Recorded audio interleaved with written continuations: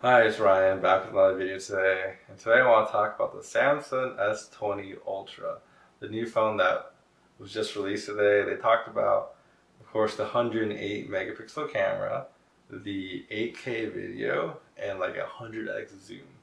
And I think these features are actually kind of cool to have, but I would kind of take them with a grain of salt because they're really like kind of marketing gimmicks if you really think about it. I want people to go out there and think like these are like the best, the greatest things that the world's ever seen, and just kind of want to talk about them and why they may not be what they appear to be.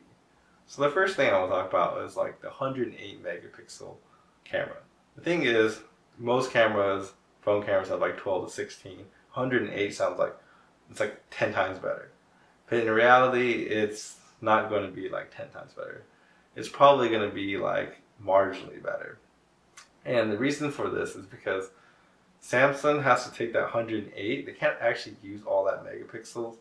Like they have to downsample it basically, or I think it's called pixel binning to a 12 megapixel. So essentially, they're still giving you a 12 megapixel image, but they're doing all this analysis before they get to 12 megapixel. For the 108 megapixel camera, camera companies like Canon, Sony, Nikon, they all use about 61 megapixels to 45 megapixels as like their higher range. They don't even use up to like 108. And the reason for this is not only are the cameras like obviously bigger, they have like a bigger sensor like on the inside, like the size of like about this, and that's what gives it a better image quality.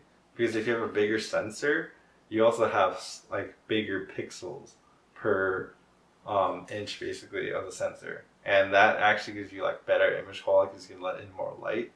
So theoretically, when you think about how Samsung actually made the megapixel count really high on this really small sensor, it actually makes image quality worse. But because they're trying to average all those megapixels together and then downsample it from 108 to 12, it'll actually improve the image quality. But it's kind of like you're making it worse than you're improving it.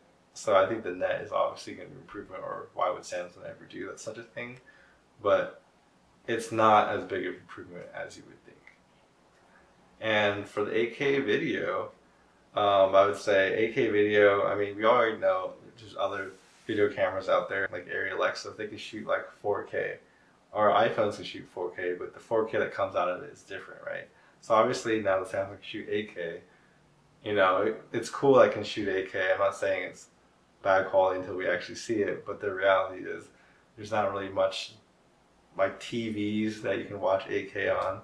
There's not much medium you can actually watch on. Your own screen that you watch on for the Samsung is only QHD, so it's not even 4K.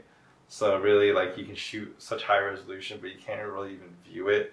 So it's like you can't even view like 4K on your own phone, so you need to use at least a 4K TV to see your 4K video.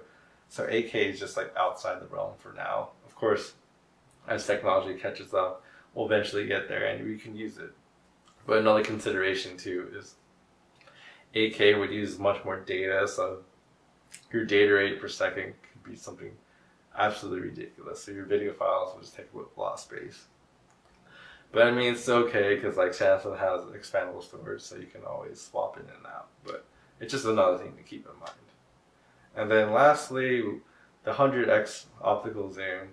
I mean, they don't really call it 100%, they call it like the space zoom. And basically, any camera company can do it. Like point and shoots the boot doing optical zoom since forever. It's just how far they want to do it.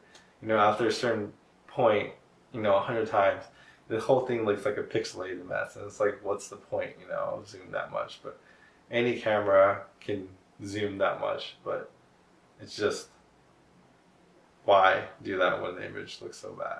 But, Samsung is actually really marketing it as like a quality feature. They even like put it on the back of their camera. So, I mean, it's good to have the option, but are you really ever going to use it?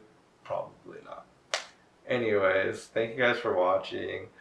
Please like, subscribe down below if you enjoyed the video, and I'll see you guys next time. Bye-bye.